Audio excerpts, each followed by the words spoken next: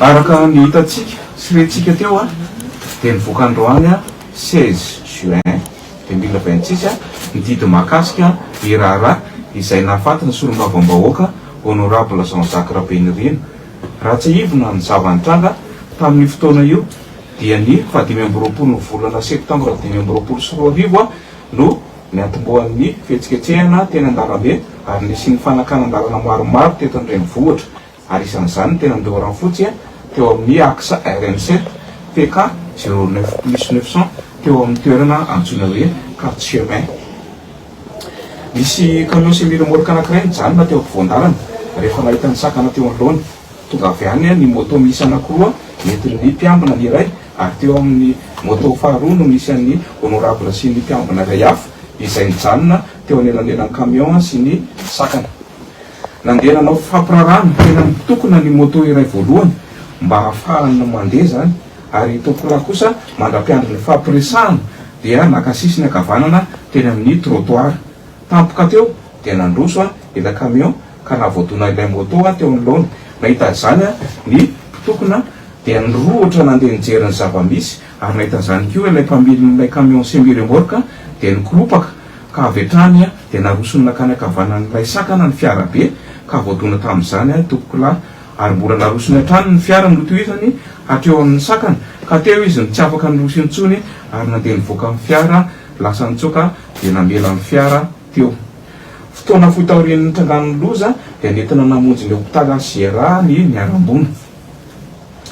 Araka ny fanambaran'ny vavolombelona no henona nandritra ny fotoam-pitsarana tamin'ny 9 juin 2026 lasa teo sy ny antoto taratasy voarotsaka indrindra araka ny rapport d'expertise médico-légal dia vata voatonga teo amin'ny hopitaly ny niarambona dia nahazo ny fitsaboana voalohany na ataontsika hoe premier soin zany sy ireo fitiliana maro samihafa tsy maintsy natao taminy. Saingy ny Ampitsoariva dia tsy tanany endra tompolary ny dosy fahafatesana izy.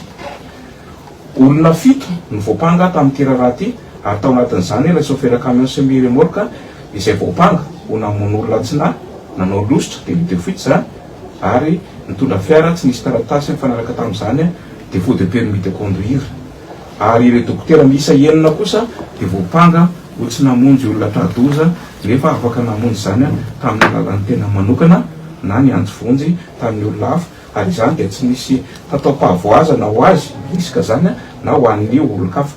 Toy izao zany ny didy mivoaka androany teo zany no ahafahan'ny fitsarana noho ny fisalasalana ny dokotera miisa 9.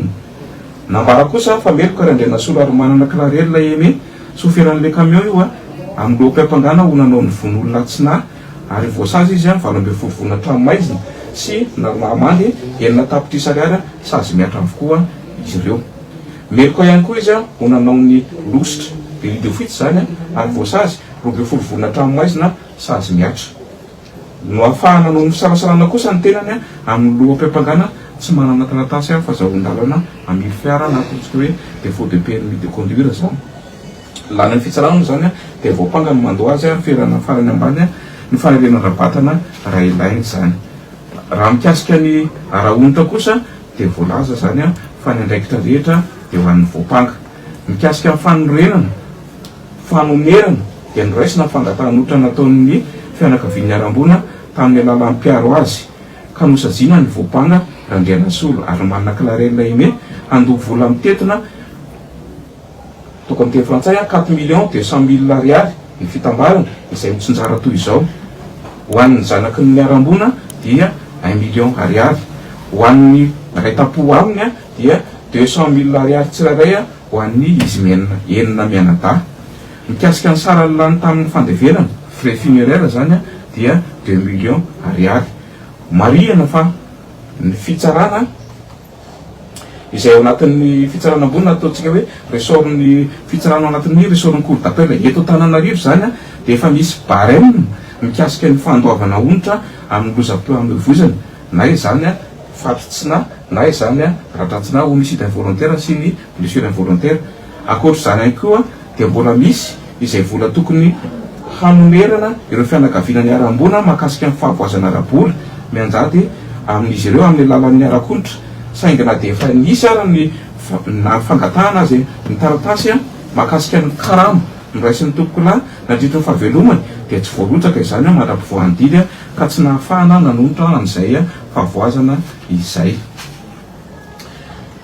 Tsara ny mitondra ny fanamariana fa raha misy tranga hafa ataontsika hoe fenouveau na olona hafa tiana hotoriana dia afaka aminao fitoriana vaovao izay tianao izany, fa kosa tsy mitambatra amin'ity raha ity zany.